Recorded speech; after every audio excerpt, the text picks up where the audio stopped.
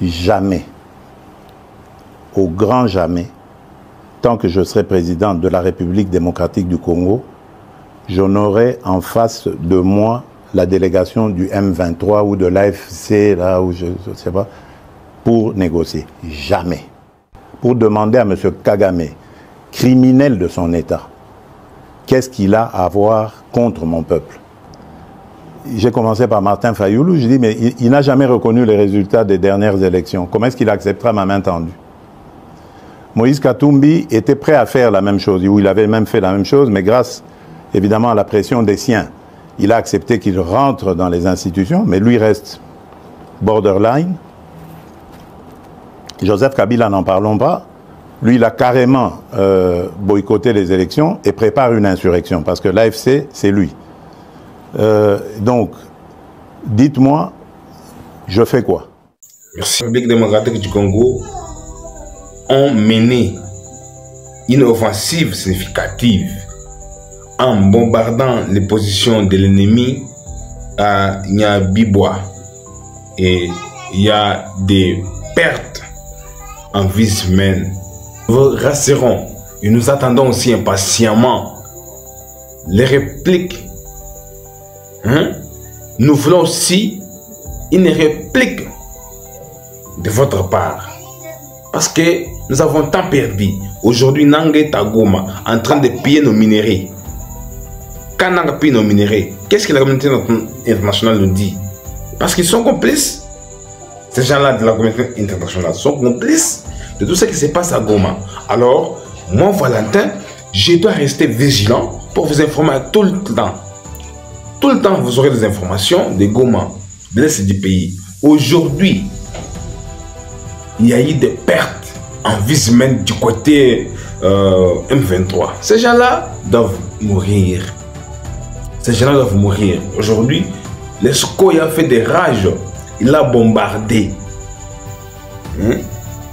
Il a bombardé toutes les positions d'IM23. Et bientôt, vous allez voir les communiqués de Nanga. Parce que Nanga, ces derniers temps, est devenu très fort en communiquant. Il faut communiquer sur cette perte, je suis sûr. Alors, qu'est-ce que nous demandons aujourd'hui au gouvernement congolais? Cher gouvernement, aujourd'hui, le président de la République, vous êtes les seuls contre tous. Il est temps de prendre des décisions pour que ce pays soit sauvé. Ne faites pas confiance à n'importe qui. Ne faites pas confiance à vos généraux. Ne faites pas confiance à n'importe qui. Maintenant, assumez-vous comme le commandant suprême. Le peuple congolais derrière vous. Vous avez vu à comment les gens conscients ont persisté. Tant bien que les autres là sont poussés par force par les rebelles. Vous savez, quand les rebelles entrent dans un village, dans une cité, c'est ce qu'ils font.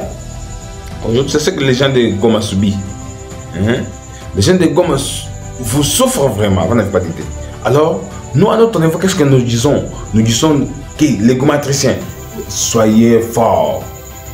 Un jour, cette partie de la République sera libérée par nos FARDC. Nos voyants FARDC ne sont pas restants sans faire quelque chose. Bientôt, ils doivent libérer cette partie-là. L'M23 que vous avez vu là.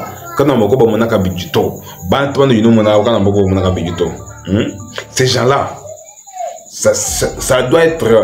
Parce que aujourd'hui, les gens se demandent, oh, tu serais dit d'appeler à arrêter Goma. Le Goma ne tombera pas. Non, vous savez, Goma, ce n'est pas la première fois que cette partie-là... ces gens-là sont beaucoup tués. Ne suivez pas leur armée numérique là. Ils sont forts en armée numérique. Mais je vous assure qu'ils ont connu des pertes aujourd'hui. Merci. Partagez notre vidéo.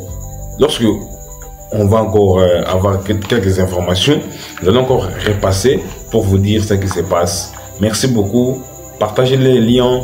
N'oubliez pas de vous abonner pour qu'à chaque fois on a l'information qu'on vient de vous dire et que vous soyez notifiés. Merci.